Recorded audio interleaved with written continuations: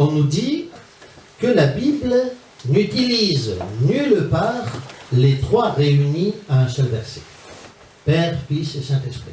Nulle part on ne trouve cela dans la Bible, nous dit-on, et cela, il l'écrit maintes et maintes fois. Alors je vous propose de prendre maintenant 2 Corinthiens, chapitre 13, verset 13, avec moi. 2 Corinthiens 13, 13. Faites bien attention à ce que nous allons lire. Donc c'est l'apôtre Paul qui parle. Il ne s'agit donc pas des chrétiens hérétiques, n'est-ce pas? On n'est pas non plus au 4e, 5e, 6e siècle. Nous sommes dans l'Écriture sainte. C'est l'apôtre Paul qui s'exprime, à moins de dire que la Bible n'est pas inspirée, que l'apôtre Paul n'était pas inspiré. Il va falloir nous expliquer la signification de ce texte. Il y a diversité de dons, mais le même esprit. Il y a diversité de ministères, mais le même Seigneur, Jésus. Diversité d'opérations, mais le même Dieu qui opère en tous. Nous avons dans ce même texte un seul verset, l'Esprit, le Seigneur, Jésus, et Dieu, le Père. Nous avons bel et bien dans l'Écriture sainte un texte qui réunit les trois en une seule phrase. Un autre texte, 1 Corinthiens 12, versets 4 à 6. Donc je répète, toujours l'apôtre Paul, 1 Corinthiens 12, 4 à 6. Que la grâce du Seigneur Jésus-Christ,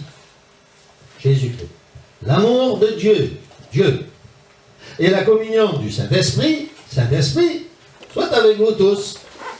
Dans le même texte, nous avons les trois réunis à nouveau, à savoir Jésus-Christ, Dieu et le Saint-Esprit. Alors pourquoi nous mentons en nous disant qu'il n'y a pas de texte dans l'Écriture sainte qui réunit les trois en un seul verset?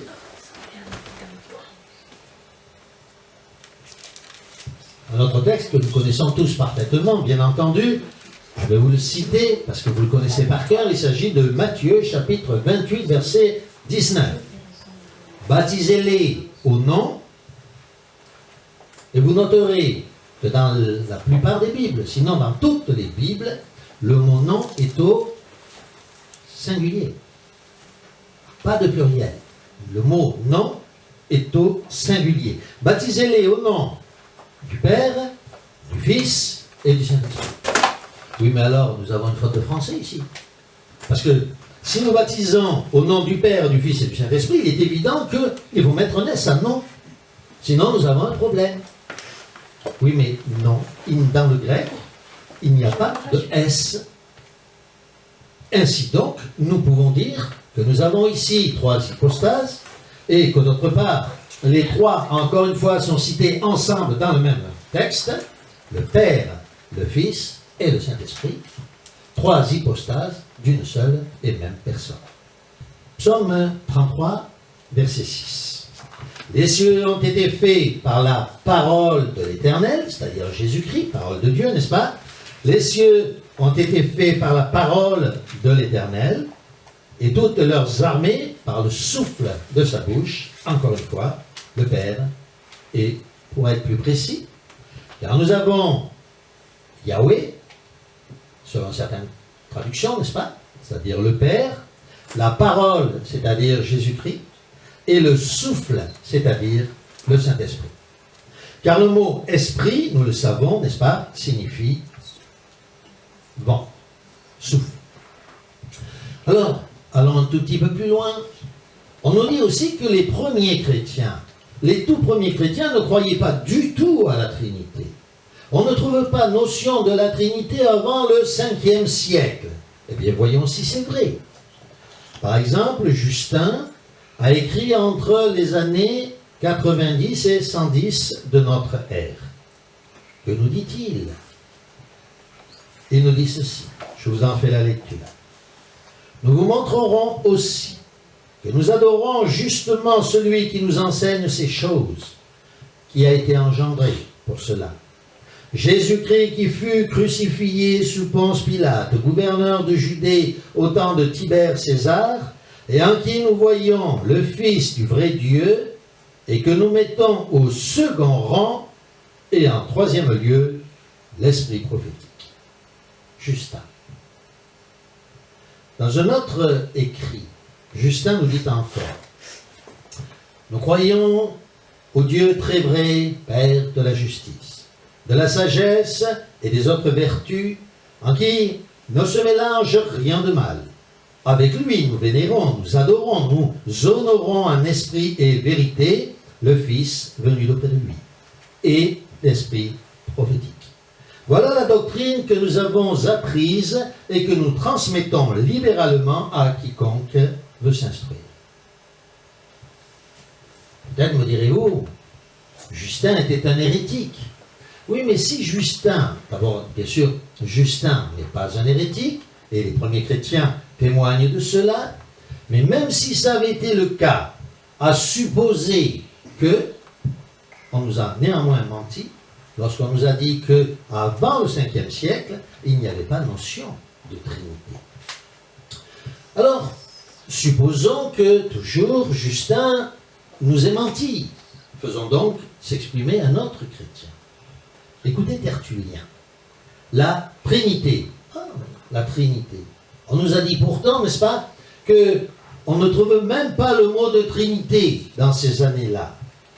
Eh bien, la Trinité, écrit Tertullien, où nous distinguons trois personnes, le Père, le Fils et l'Esprit Saint. On n'a pas de meilleure définition que celle-ci, n'est-ce pas, qui nous arrive des tout premiers siècles.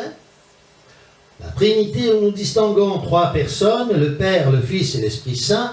Ils sont trois, non pas en essence, mais en degré, non pas en substance, mais en forme, non pas en puissance, mais en espèce, tous trois ayant une seule et même substance, une seule et même nature, une seule et même puissance, parce qu'il n'y a qu'un seul Dieu duquel procèdent ces degrés, ces formes et ces espèces, sous le nom de Père, Fils et Saint-Esprit. Voilà donc la réalité de l'enseignement donné par les pères de l'Église. Je vais vous donner encore un autre écrit, la substance de notre écrit aux alentours de l'an 175. On va dire qu'il a dû écrire, il est né en l'an 100, mort environ en 175. On va supposer qu'Athénagore a écrit plus tôt, Bernage avancé, n'est-ce pas? On va dire peut-être aux alentours de minimum 125, minimum 130, 140, 150. L'apôtre Jean, nous le rappelons, est mort en l'an 110, a écrit en l'an 110. Écoutons donc ce que nous dit Athénagore. Il nous dit « J'ai suffisamment démontré que nous ne sommes pas des athées, puisque nous reconnaissons un seul Dieu, incréé, éternel, invisible, impassible, immense, que rien ne peut contenir et qui ne peut être saisi et compris que par l'esprit et la raison, environné de lumière et de beauté. Esprit tout-puissant, inénarrable, qui a tout créé, tout ordonné et qui conserve tout par son Verbe. Car nous reconnaissons aussi le Fils de Dieu. Le Fils de Dieu est le Verbe, la pensée et la vertu du Père, car tout a été fait par lui et avec lui, puisque le Père et le Fils ne sont qu'un. Or, comme le Père est dans le Fils, et le Fils dans le Père, par l'unité et la vertu de l'Esprit, il s'ensuit que le Fils de Dieu est la pensée et le Verbe du Père.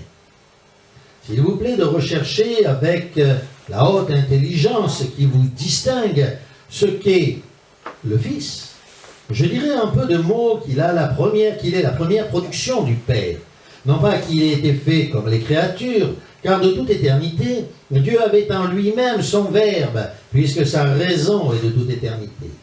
Mais il est sorti du Père pour être la forme, je répète bien, pour être la forme et le principe de toute chose matérielle, qui était confuse, mêlée, les plus subtiles avec les plus grossières, dans un affreux chaos. C'est l'Esprit Saint qui nous l'apprend. Le Seigneur, dit-il, m'a possédé au commencement de ses voies. Avant ses œuvres, j'étais. Et cet Esprit Saint lui-même agit dans les prophètes, nous disons qu'il émane de Dieu et qu'il retourne à Dieu comme le rayon de soleil retourne au soleil. Qui ne s'étonnera pas qu'on traite d'athées les chrétiens qui disent qu'il y a un Dieu Père, un Dieu Fils, Saint-Esprit, unis en puissance et distingués en ordre. Je pose à nouveau la question. La Bible enseigne-t-elle la Trinité? Y a-t-il des notions de Trinité dans l'Écriture sainte? Nous avons vu que oui. La Bible mêle-t-elle dans un même verset le Père, le Fils et le Saint-Esprit ensemble dans une même pensée? Nous avons vu que oui. Les premiers chrétiens nous enseignent-ils la Trinité, les trois hypostases de Dieu? Nous venons de voir que oui. Ce sont donc bien des sectes qui nous mentent et nous trompent lorsqu'elles nous disent le contraire de ce que nous venons de voir nous-mêmes dans l'Écriture sainte. Oui, notre Père et notre Dieu est un.